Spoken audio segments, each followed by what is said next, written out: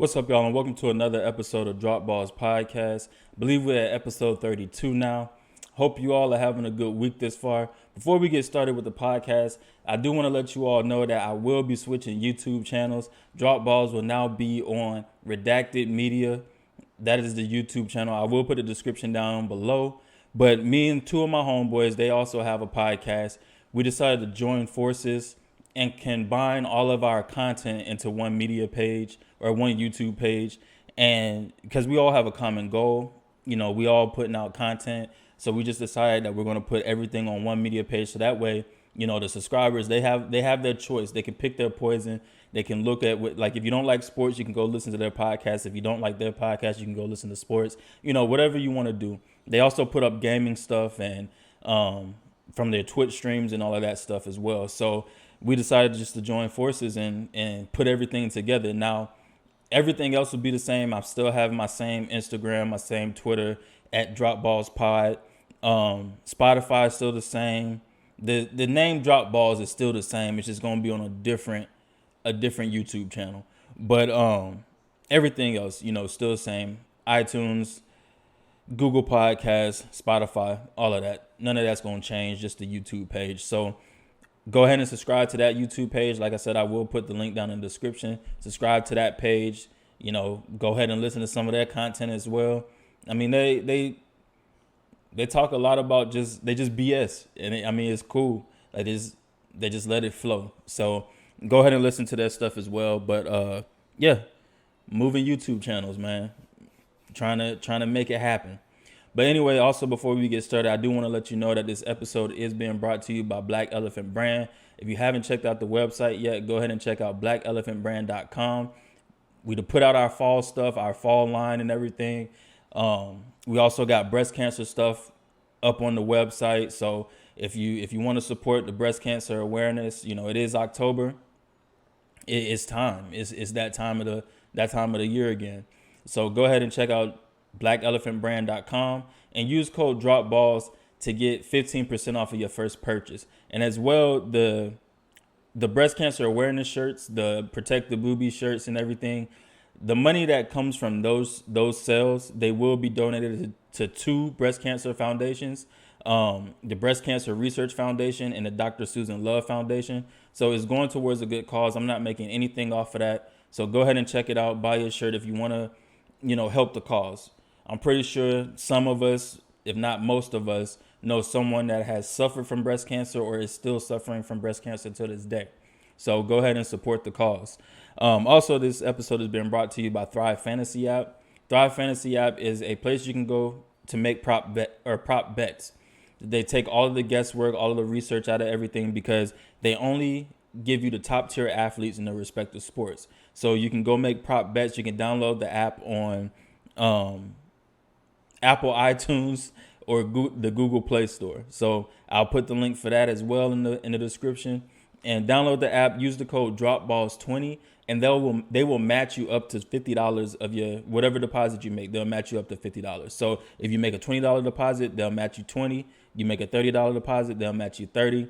You make you a $40 deposit, they'll match you $40, and et cetera, all the way up to $50. So be sure to check that out and download the app. Make these prop bets. We don't have a game on Thursday, but we still have MLB playoffs going on, and we still got the Sunday games. Everything's going to happen on Sunday. But I got a packed show today. A lot happened in week 5 of the NFL, and from Dak's injury to Dan Quinn getting fired, and Dimitrov getting fired as well, their GM. So we had a lot to talk about today. And I'm also going to give you my way too early offensive rookie of the year. Actually, the contenders for rookie of the year, offensive rookie of the year. I'm gonna give that to y'all as well, and my AFC and NFC offensive players of the week and AFC and NFC defensive players of the week. But let's get started. I watched, I want to say about 6 games this weekend, from the Thursday night game all the way to the Tuesday night game with the Buffalo Bills and the Titans. And, I'm kind of disappointed, or not kind of disappointed, but I'm kind of pressed to say this. these old quarterbacks, Tom Brady, Drew Brees, and Phillip Rivers, they need to give it up. Tom Brady has looked better than the other two, but they're old. They need to give it up. I mean, at some point, even Peyton Manning knew it was time for him to go. He knew it was over. And it seems like Tom Brady and Drew Brees and Phillip Rivers are trying to prolong their career. Now, I was all hyped for Phillip Rivers coming to the Colts because he had a great offensive line. He's a gunslinger quarterback, going to push the ball downfield, this, that, and the third. But dude been pushing the ball into interceptions and turnovers and everything in between. And, I mean, yeah, we're 3-2 now because we lost to the Cleveland Browns. But it's just not looking good. I mean, he doesn't look good. Same with Drew Brees. I watched the Monday night game with Drew Brees, the Saints versus the LA Chargers, and Drew Brees' arm looks like it's dead. It looks like it's over for him. I mean, he made some good plays out there, and some good throws. And down the stretch, he kept them or brought them back into the game. But he just don't look like. I mean, he looks like he's getting old and his arm is dying on him. And I mean, that's cool because that's what happens. Father Time waits for no man, and it's gonna get you whenever it gets you. But they played a good game. If it wasn't for Badgley missing the field goal, the go-ahead field goal to win the game, then the Saints would have lost. I mean, they showed up in overtime. They pulled it out in overtime, and they won the game. But Saints, they killed themselves with penalties. It's like, I don't know if the refs hate them or if they just be committing hella penalties on purpose. Because every game, they're almost over 100 yards in penalties. Like this game, I believe they were, let me see. I'm looking it up because I got to look it up. Let's see. Penalties. This game was better than most, but they were 5 for 60. Yeah, 5 penalties for 60 yards. But the Chargers were 1 penalty for 10 yards. So, I mean, it's like they're undisciplined. They're an undisciplined team. They commit a lot of penalties, and they got to get that together. I think that's what hurts them the most. Yeah, Drew Brees he doesn't have the same arm as he used to, but he's viable. He can get them by. He can get them, get them what they need to do, but they got to stop committing the penalties. Also, their play calling has been kind of questionable. They got to fix that as well. The Tampa Bay and the Chicago. Well, before I get started on that, I like what I'm seeing from Justin Herbert. He's poised. He looks good back there at quarterback. Like I said, a couple of weeks ago, he's the total opposite of what we saw at Oregon or what the scouts saw at Oregon and what they, what they said was his weaknesses. Like he wasn't a leader and all of that. Didn't show up in the big moments. But truth be told, he's the complete opposite. And he pushes the ball downfield. He's not afraid to go deep. He was 20 for 34 against the Saints, 264 yards, 4 touchdowns. Mike Williams made a spectacular catch on the last drive of the in simulation or whatever. He made a spectacular catch over Marshawn Lattimore, and I forget who the safety was that was over there. I believe it was Malcolm Jenkins, but made a spectacular catch over both of them and put them in a great position to win the game. And like I said, Badgley, he fumbled the bag, man. Like he fumbled the bag. The ball hit the goalpost. And I'm a Miami Hurricane fan, so I'm used to it. I've seen Badgley do this for Miami. Miss field goals, clutch field goals at that. Just miss them. And I'm in a Facebook group where we got a fantasy league and everything. And I told them, because a couple of them are Saints fans. I told them, I said, watch he miss this field goal. They was like, nah. I was like, watch he miss this field goal. Lo and behold, bruh missed the field goal. Had it not been for that, like I said, Chargers would have won that game. Easy dub, got up out of there. But yeah, now to the Tampa Bay and Chicago Bears game. That offensive line that Tom Brady has is terrible. And they commit a lot of penalties too in Tampa Bay. I mean, yeah, they had 11 penalties for 109 yards. And Chicago had 6 penalties for 66 yards. And mind you, Tampa Bay lost this game. Now, I'm not going to say it's because of penalties, but I am going to say that offensive line is terrible. And I think his name is Worth. I think he's a rookie right tackle or something like that. But Khalil Mack was on that man's head the whole game. And he was back there in Tom Brady's face the whole game. And every time Tom Brady dropped back, there was Khalil Mack. And there was one play where Khalil Mack rushed and Wirth was still, like just hanging on him or whatever. Khalil Mack got the sack and then threw Wirth like a good 5 yards down the field. It was nuts, man. Like, that game was crazy. But, Tampa Bay, they're 3-2 now, tied with the New Orleans Saints. But I believe the New Orleans Saints are number one in the division because the New Orleans Saints, they have the tiebreaker. They beat Tampa Bay opening day of the NFL. And so now the Saints are the number one seed in that division. Now, like I said, I do not believe Tom Brady and the Tampa Bay Buccaneers will win this division.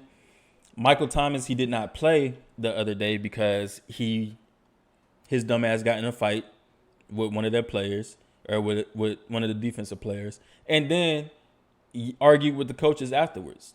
So he got suspended for that game. He comes back, though, and you already know he's going to be Drew Brees' number one target. But Drew Brees has now gotten into a groove throwing to Emmanuel Sanders. And so with that, him and Michael Thomas might be a nasty 1-2 punch. So I don't believe Tampa Bay is going to win the division. I still stand on that. I also don't believe they're going to make the Super Bowl. I still stand on that. But, they may give New Orleans fits for the division. I believe that New Orleans will beat them in the second game. I don't know when that game is, but I believe they will beat them in the second game because the New Orleans Saints will have it together. Now, Tom Brady does get back Chris Godwin, and that's been his go-to until he gets hurt. I mean, he's only played, I believe, 2 or 3 games this season because he's been hurt.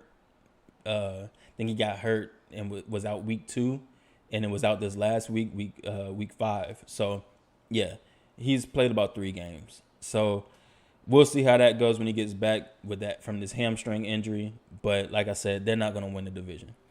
The Chiefs, man, they lost to the Raiders. I thought the Chiefs were going to win. They were up, I believe it was 21-10 in the second quarter. And the Raiders just made it happen, man. Like, they did something. I don't know who talked to who, what they needed to do, but yeah, it was 21-10, and then the Raiders just started coming back, and they ended up winning the game 40-32. Now, I got to give it up for that defense because although Mahomes had 340 yards, they forced him into his first turnover, his first interception he threw all season. He threw for 2 touchdowns. He was 22 for 43. But Derek Carr had him a game. Derek Carr went 22 for 31, 347, 3 touchdowns, 1 interception, had a 92.2 quarterback rating. And, I mean, he had him a good game. Josh Jacobs, he had a decent game, 22 carries, 78 yards. So, I mean, it wasn't that good, but he gave them 2 touchdowns, 2 scores, 14 points. And Henry Ruggs, the third, went absolutely nuts. Scored his first touchdown on the season, had 118 yards on 2 receptions. Like, that's crazy. Nelson Aguilar, Mr. Drops himself, caught 2 out of 2 passes for 67 yards and a touchdown. Darren Waller, he did his normal 5 catches, 48 yards, 1 touchdown. He's a problem, man. Like, he might be one of the best. Like, I had him in my top 10. I might need to move him to, like, top 4, top 3. Because dude is a problem. He's nice. He might be the best tight end behind Kittle and Kelsey. Because I had Ertz, I believe, before, above him. But Darren Waller has been showing out this year. Another person that's been showing out this year is Tyreek Hill. I might have to move him up my list as well.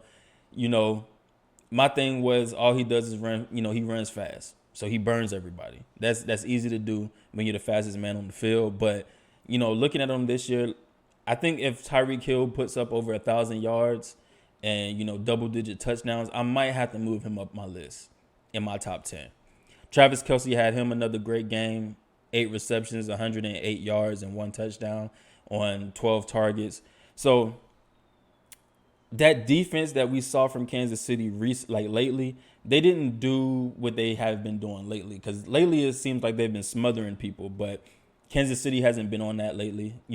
Well, they wasn't on that this game against the Raiders, but lately, the past 4 games, they've been smothering teams. They've looked really good, but this game they couldn't get it together.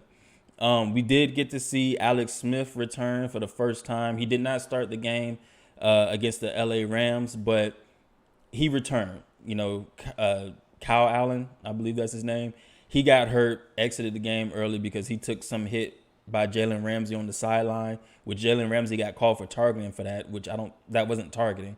That was a stupid call because he tried to hit him with his shoulder, and the way Josh Allen leaned in, they went helmet to helmet. So that shouldn't have been a targeting call. But he went out, Alex Smith returned, and man, I swear, every time Alex Smith dropped back, I cringed a little bit, but you could tell his wife had some anxiety about him playing in that game. Because every time they showed her, she was sitting there like this. And I'm not making fun of her, but because I would have had anxiety too. I had anxiety seeing him drop back every time. So I can only imagine how his wife felt. But she was sitting there like this, like, oh my God. And there was one where he got hit. And I was like, and then he got back up. I'm like, okay, maybe maybe this leg is good. Maybe he's going to be all right.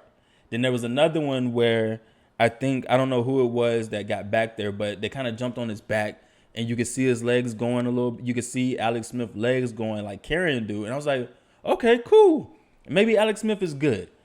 He didn't have a great game. So by any stretch of the imagination, he didn't have a great game, but it was just like a feel-good story. It was good to see from where he came from to how he's back on the field now, balling and doing his thing. So, not balling, but, he's back on the field now. So that was good to see. The Rams gave them hell, though. Aaron Donald sacked the quarterback 4 times. One of their other defensive linemen had, I believe, 4 sacks. Hold on, let me pull it up. Or he had 3 sacks or something like that. Reeder. Reeder had 3 sacks. Aaron Donald had 4 sacks. Polite had 1 sack. So they had a total of 8 sacks against Washington. Now, remember, Washington was the team that destroyed Philadelphia the first week. Well, destroyed their offensive line the first week because they sacked Carson Wentz, I believe, like 8 or 9 times. This game, they only had 1 sack. And, Chase Young did play this game, but Montez Sweat, he was the one that had that 1 sack. And I want to point this out. Montez Sweat is one fast-ass defensive lineman. I saw the play where Cam Akers, he broke free. Montez Sweat ran from one side of the line all the way to the other side, downfield, and caught Cam Akers.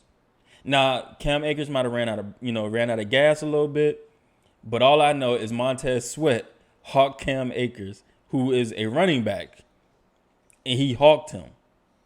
Montez Sweat is like a 6'6", 6'7" defensive end, and just hawked Cam Akers like it was nothing.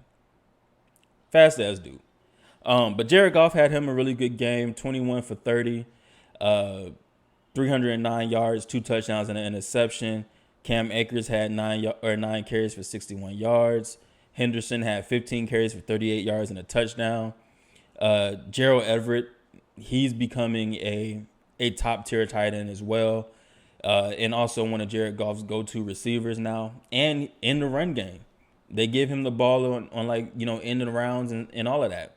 But he had 4 receptions for 90 yards. No scores, though. And then Robert Woods had 4 receptions, 71 yards, and a touchdown. Can't forget about Cooper Kupp. Cooper Kupp is that dude on that team. He had 5 receptions for 66 yards and no touchdowns. Like I said, it was a feel-good story to see Alex Smith come into the game. But he was 9 for 17 for 37 yards. Mind you, it did start raining around the time he came into the game, so they started trying to run the ball. And they had no luck with that. They only had 38 rushing yards and 1 touchdown on 14 carries. So, yeah, Washington's a terrible team. We know the Washington football team is terrible. We know they're not going to be good this season. Matter of fact, the whole NFC East is a terrible team. or a terrible division.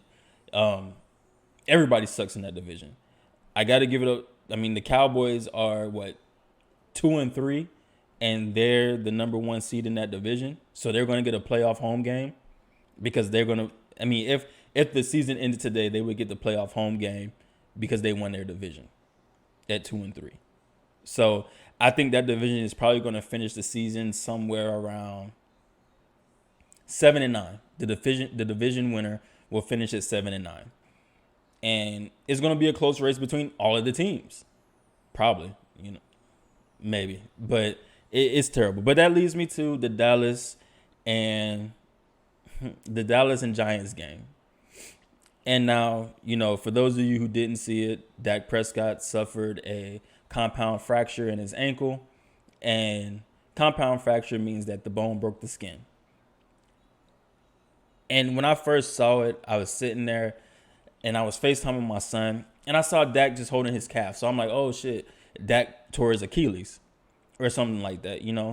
I didn't expect nothing of it. And then they put it in the front, like they put the camera in the front or whatever they did. They changed the view, and I saw his ankle like going like this. I was like, oh shit. And then my son's mom asked me, was like, what? I was like, Dak just got hurt. He broke his ankle. But like, I feel bad for the man. Prayers out to Dak because, he was working on his contract this year. This was the year that he was trying to prove himself. I mean, they still wasn't winning games, but he had crazy stats. They weren't winning games. They won the game against Atlanta on a fluke by Atlanta. But they shouldn't have won that game. They should have easily been 0-3 or 0-4 coming into, this game against the Giants, who were 0-4 and 0-4 as well. But they won that game. Dak, like I said, he's put up amazing stats. He needs to work on his turnovers, but I just feel bad for him because this was the year he was working on getting that contract. And mind you, he signed that franchise tag. So he was making like $32 million for this season or something like that. But he signed the franchise tag, was trying to get that contract at the end of the year. And now it's like, he's going to be out for 4 to 6 months. So with that being said, he's not going to be back until maybe training camp. And then, he's going to have to get signed by a team if he's going to be back by training camp, because if he doesn't get signed, then he's not going to be on anybody's training camp. And it sucks because at this point now, you don't know how he's going to come back. Now, when you break a bone, they say it comes back stronger or whatever, or heals stronger. He had a successful surgery, so that's great.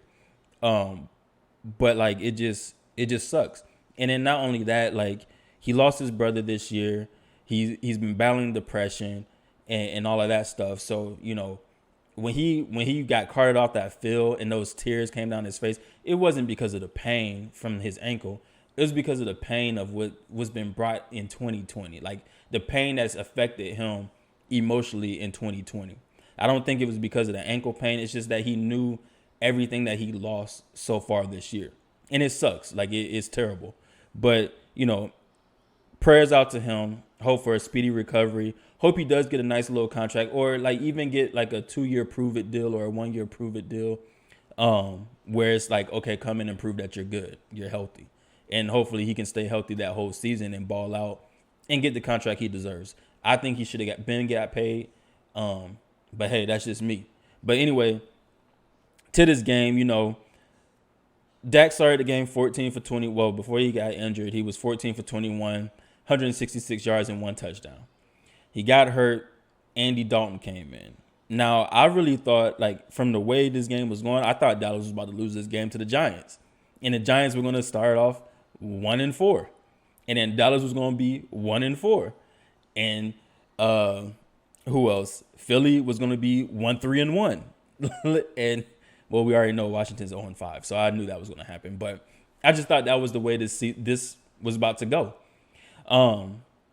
But no, Dallas came, they came in. Zeke had 19 carries, 91 yards, 2 touchdowns.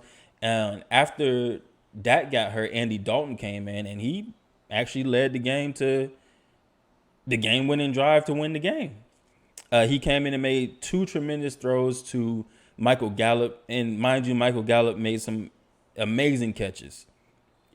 He made one down the sideline. Well, both of them was on the sideline. One was Andy Dalton scrambled out the pocket and threw a dime, like straight to Gallup, threw the dime. Gallup 2 toes went out, or 2 feet went out. Then the next one was right down the sideline. Gallup had the defender beat, and he caught it, went out of bounds. And then, they won the game. CeeDee Lamb has been amazing. I thought he was a good receiver coming out of college. I didn't think he was the best receiver coming out of college. I thought Jerry Jeudy was the best, had the best footwork coming out of college. And I thought Henry Ruggs was the better receiver. But CeeDee Lamb, Henry Ruggs ain't been bad. Oakland or Las Vegas just uses him weird.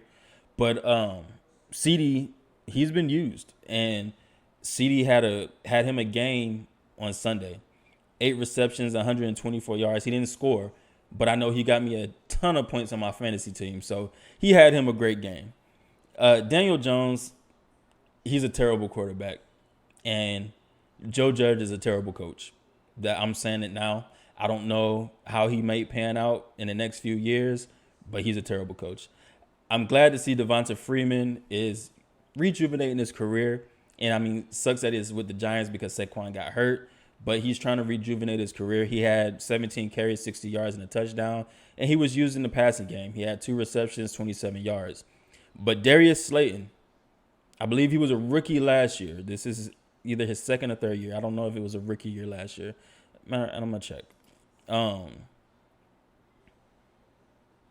Let's see. Yeah, so this is his second season. He was a rookie last year. And, man, dude's going to be a problem. He's going to be a problem. Last year we talked a lot about DK and A.J. Brown because the seasons they had. But Slayton's going to be a problem. He had 8 catches, 129 yards, no touchdowns, but he was targeted 11 times. Him and CeeDee pretty much had damn near the same stats. CeeDee was targeted 11 times, caught 8. Slayton was targeted 11 times, caught 8, and they both had over 120 yards. They're both going to be a problem in this league. Darius Slayton, second year, balling out, especially because Shepard's hurt, so Slayton's getting most of the work. So that's going to be good for him so far. Next game I watched was Seattle and the Vikings. Now, people in Seattle may not agree with me. I'm not a Seattle fan. I live up here, and I know they love their team up here. Well, some of them. Some of them are bandwagons. Some of them are actual fans. But Seattle did not deserve to win that game. They got lucky. And they took advantage of Minnesota's mistake in the fourth quarter. Now, Russell Wilson, he did that on the last drive. He balled, went 94 yards on that last drive, scored that touchdown. On fourth down, I really thought that the Vikings were going to stop them on fourth down because they stopped them the whole time they got down the field at goal line. They stopped them. And I really thought that they was going to stop them that play. But Russell Wilson, he made it happen. But situational football. And Minnesota's situational football was terrible. They got down, in the red zone. I believe it was 4th and 1. And they were up by 5 points. Instead of kicking a field goal to go up by 8 points, which forces Seattle to go down and score and go for a 2-point conversion. That's what it forces Seattle to do. They go for it on 4th and 1. They don't get it. Seattle gets the ball with, I believe, like a minute 50 left or a minute 40 left, something like that. Russ drives down the field and scores. We've seen what Russ can do in late game situations, especially when you have a little bit of time on the clock. It's like giving Peyton Manning the ball with a minute to go. It's like giving Tom Brady the ball with a minute to go. Like, they get it done. And so, but the reason I say Seattle didn't deserve to win that game is because when you look at every aspect of that game, Minnesota led. And if you take away the bad situational football, Minnesota would have won that game. Because like I said, it either forces Seattle to go down and score, or it forces Seattle to go down and score it and get the 2-point conversion. Either you get it or you don't. If you don't get it, you lose. If you get it, it's a tie game and you go into overtime. Kick the field goal. There was no reason to be aggressive at that point. You had the game in the bag. You was up 26-21. You had the game in the bag. But anyway, so first downs. Minnesota had 31 first downs to Seattle's 18. Minnesota ran a total of 83 plays to Seattle's 52 plays. Minnesota had a total of 449 yards to Seattle's 314 yards. They had 248 passing yards. Seattle had 190 passing yards. They had 201 rushing yards. Seattle had 121 rushing yards. The only thing Seattle beat them was the red zone. They was 100% in the red zone. Minnesota was 3 for 4 in the red zone. Seattle was 3 for 3 in the red zone. So I mean, they both scored the same amount in the red zone. Minnesota had 2 turnovers. Seattle had that one Russell Wilson interception. And Minnesota possessed the ball 39 minutes and 28 seconds. Seattle possessed the ball 20 minutes and 32 seconds. Now, when you look at these stat lines, you would think, oh, Minnesota won this game. But then when you look at the score, it's like, oh, no, they didn't. What is going on here? And, I mean, Russ was sacked 4 times for 27 yards. Cousins was sacked 3 times for 1 yard. I mean, Cousins didn't have a bad game. Russ didn't have a bad game either. It wasn't the Russell Wilson games that we've seen over the first, 3 weeks of the season. But DK had a tremendous game. DK, 6 receptions, 93 yards, 2 touchdowns. Adam Thielen had 9 receptions, 80 yards, 2 touchdowns. So those 2 receivers had really good games. It's just, they just played terrible football. And I got to give it to KJ Wright. KJ Wright made a amazing one-handed interception. He went up. What was it? Left hand, right hand, whatever. I think it was left hand. Just snagged it. It was amazing. To see a middle linebacker or a linebacker get up like that and then just snag that thing like he a receiver. It was crazy. So I mean, he played a good game. That defense for Seattle was terrible. And yes, Seattle's 5-0. They've gotten pretty lucky the past 2 weeks. Eventually their luck's gonna run out. And eventually their luck's gonna run out.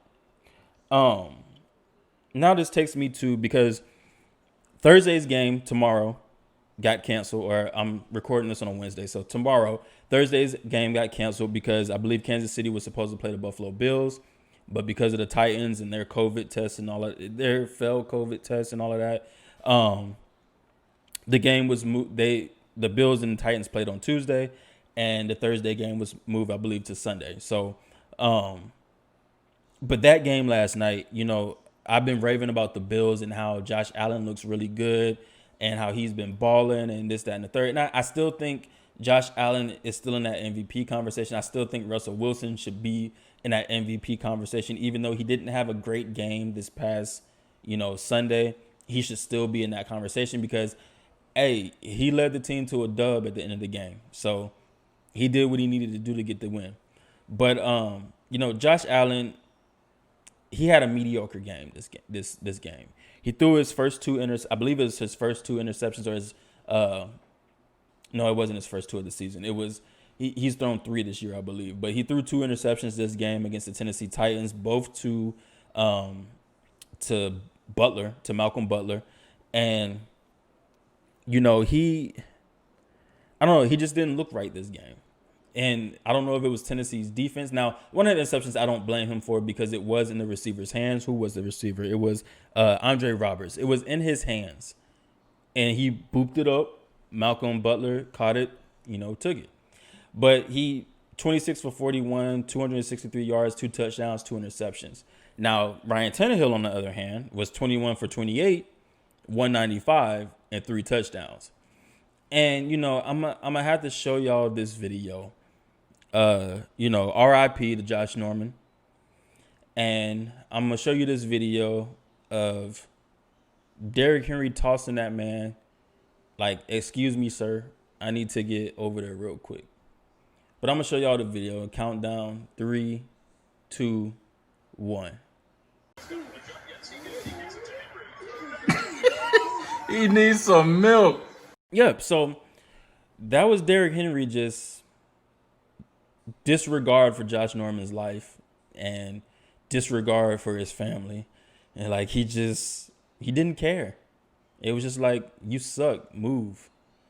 So, hey, and that earns Josh Norman, the drop balls award. I'm not going to do no big thing for it. He gets the drop balls award, man. Like, you dropped the ball, you fumbled that this week. Like, you fumbled the ball this week, you dropped the ball, you get the award. It sits with you, my guy. Just for that, because I don't know why you thought you could tackle a 6'3", 240-pound running back, like, straight up. If that big ass dude is coming towards me, I'm going for his legs. I'm not trying to tackle him straight up. And even after that, I probably would have got kicked out the game because I'm going out swinging.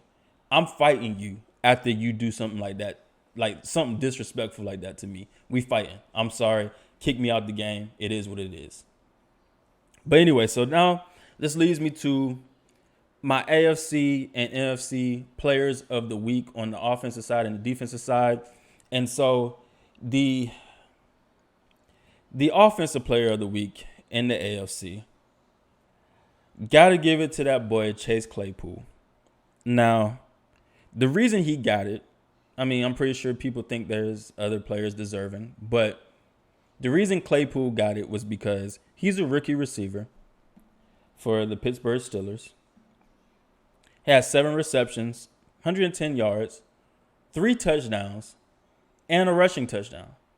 4 touchdowns against the Philadelphia Eagles, who looked like they were trying to make it a game. The NFC Offensive Player of the Week, because I really couldn't find nobody better, this goes to DK Metcalf. DK, like I said, had 6 receptions, 93 yards, and 2 touchdowns. And now, before I give y'all the Defensive Players of the Week, I do want to speak a little bit about DK. DK has been, everybody says Russ has never had an elite receiver. DK is turning into that elite receiver. He's coming into that conversation. And I saw Jamal Adams has said that DK was our era Megatron. I can't compare him to Calvin Johnson. I mean, he's big like Calvin runs well, not even big like Calvin. I believe Calvin has like an inch on him, ran a 4.3 40. But the way DK is built, I compare him more to Julio Jones. And, I mean, they're both big receivers. All 3 of them are big receivers, big hands, fast as hell. DK runs pretty good routes. He's been working on his routes a little bit during his offseason. Julio Jones runs the better routes out of all of them. But I compare DK to Julio. But now, my new name for DK is Thanos. Because DK has been snapping these DBs out of existence. And, I mean, I don't care what you all say. Like, DK he's been creeping up that ladder of he could be in the top 10 conversation. Right now, the dude he's balling. He has about, let me see. This year, DK has, I'm looking it up for y'all because I want the stats.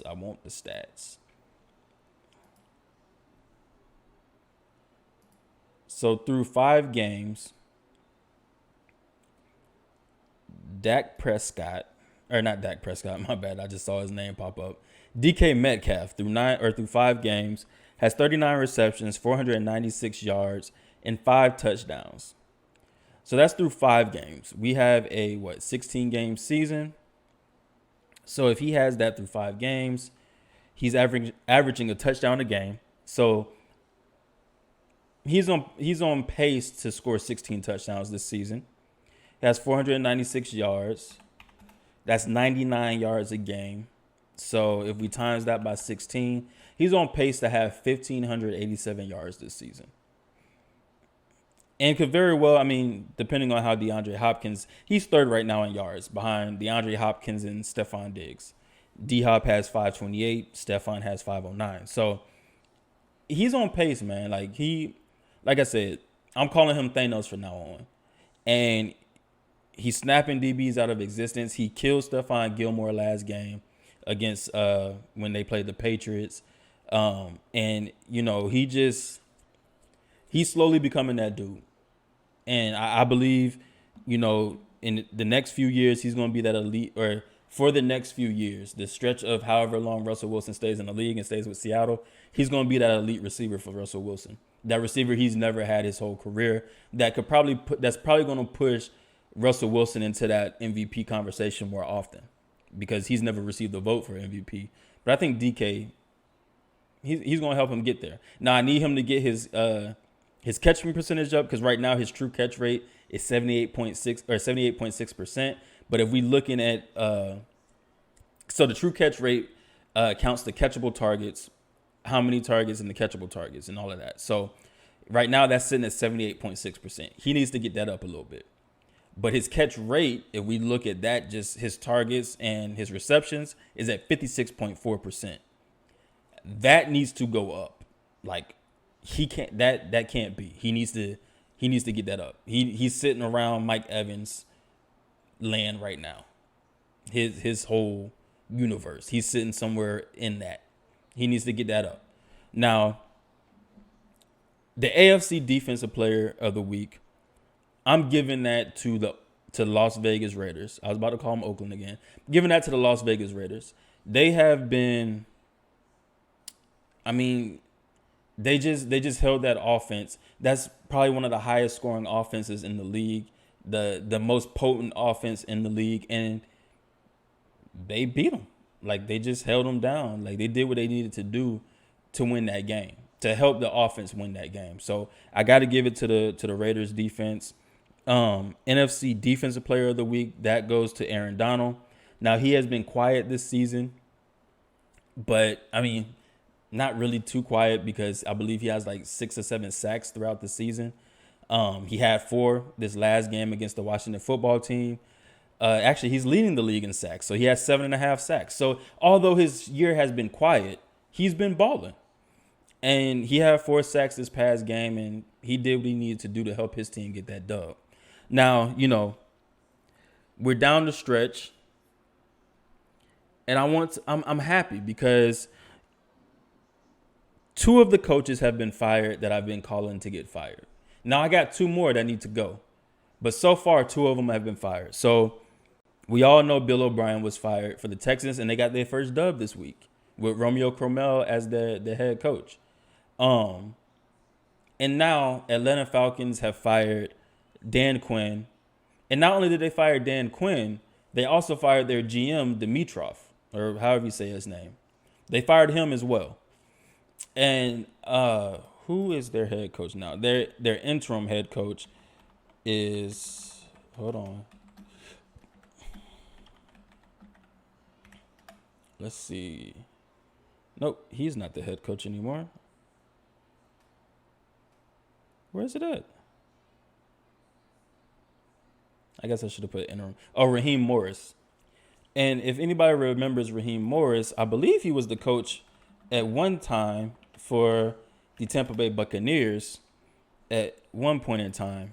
And let me check my facts. Yes, he was the head coach for the Tampa Bay Buccaneers from 2009 to 2011. So now he is the interim head coach for the Atlanta Falcons, and they're moving forward. Now I need Matt Patricia, and I need Adam Gase to be fired. I say Adam Gase needs to be fired because he's a terrible coach. He's just terrible. And I believe he's holding that Jets organization back. I believe he's holding Sam Darnold back. And most likely the Jets are probably going to get the number 1 pick this season or this draft. And I think they should trade that pick. Let Sam Darnold develop. Fire Adam Gase. Trade this pick because then they already have, with this, I believe they have 2 first-round picks. If they get the first overall pick, and I believe they have another pick in the first round. If you trade that pick, you have 2 first-round picks. You could probably get 2 third or second-round picks because that first overall pick holds a lot of clout, and you might be able to even get a player. But you trade that pick, you pick up some receivers in the draft, you pick up some offensive linemen in the draft, you protect your asset in Sam Darnold. They let go of Le'Veon Bell, so their cap space is crazy right now because Le'Veon, I believe, he was their highest paid player. So they let go of him. They just cut him yesterday on Tuesday. And so everybody else is on like rookie contracts or like some dud contracts or whatever. So protect your asset, your quarterback. I don't think Sam Darnold's a terrible quarterback. I think he's in a terrible situation where Adam Gase, who is a terrible coach, they thought because he was Peyton Manning's coach in Denver that he would be this magnificent coach for the New York Jets or whatever. And no, they thought he would be good for Miami Dolphins. And we saw what he did in Miami. And I don't understand why New York thought he would be any better for them. He doesn't care. Like, he doesn't care. He's just there. So they need to get rid of him. They need to get rid of Matt Patricia. But that being said, there's 2 coaching spots open right now in Texas or in Houston and in Atlanta. 2 of the hottest names are probably this offseason will probably be Josh McDaniels and Bill Ben-Enemy. You know, Ben-Enemy, I wanted him to go to Houston to work with Deshaun Watson. You've seen what he's done with Patrick Mahomes and that offense with the help of Andy Reid and everything. So I want him to go to Houston to work with Deshaun Watson. And I think Josh McDaniels could go to Atlanta and rejuvenate Atlanta's offense. And, you know, Julio Jones and Matt Ryan, all of them boys over there with Todd Gurley. So he'll have some good assets there. Or, I mean, vice versa. Ben-Enemy going to Atlanta and working with that offense. Really, that defense is what needs to work in Atlanta. I believe the offense is just fine, but I believe that defense needs to work.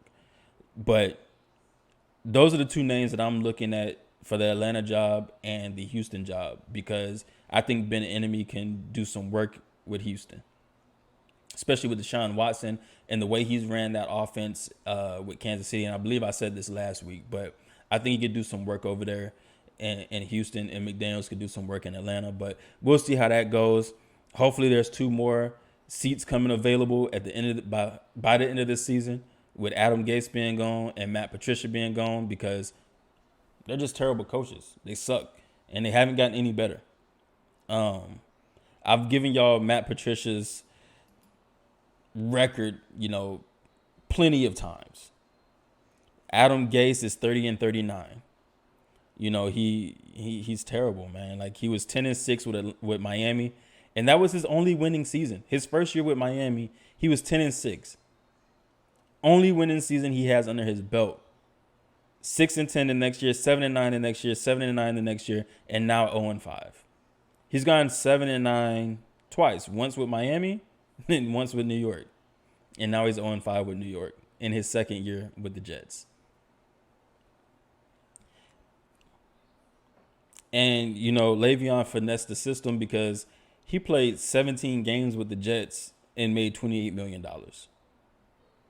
A season in 1 game. Well, he played 2 games this season. I believe he played 15 games last season. But 17 games with the Jets and made $28 million. Ultimate finesse move. Props out to you, Le'Veon. Where does he land now? I don't know. I honestly think Seattle will take a chance on him. I know they have Hyde, but I believe Carlos Hyde is hurt. And behind Chris Carson, all the other running backs ain't really that good. You pair him with Chris Carson and Le'Veon, or Le'Veon and Chris Carson together. That's a nice little 1-2 punch right there. And that's going to take a lot of pressure off of Russ where, you know, because that's just a nice 1-2 punch. And they can't pin their ears back and just go out the Russ every time because Le'Veon can catch the ball out the backfield. Also, Le'Veon could probably get picked up by the Patriots, which I would really hate because Cam Newton and Le'Veon, that sounds like a nice match as well. But, you know, we'll see what happens. But, you know, I'm done, man. I ain't got nothing else to say. But, you know, I hope you all had a good week. Hope you all have a good weekend. Enjoy week 6 of the NFL. Enjoy these MLB playoffs. And, you know, we looking at, you know, who's going to who's going to get these coaching jobs in the NBA? Tyronn Lue, his name's been thrown around. Jeff Van Gundy or Stan Van Gundy, I believe. It's one of them, one of those Van Gundys. I think it's Stan Van Gundy. His name's been thrown around. And, you know, one of these dudes going to get a job. Or no, it is Jeff, my bad. Jeff Van Gundy. So we'll see. I don't think Mark Jackson wants to coach anymore. His name hasn't been thrown around at all. I really don't think he wants to coach. I think he's good. But, you know, we'll see. Oh, I guess Stan Van Gundy has been thrown around too. I guess Jeff is, you know, in the running for the Houston job. Stan's in the running for the Pelicans job. And Ty Lue is also in the running for both of those jobs. So we'll see what happens. But yeah, like I said, I don't really have anything else to say.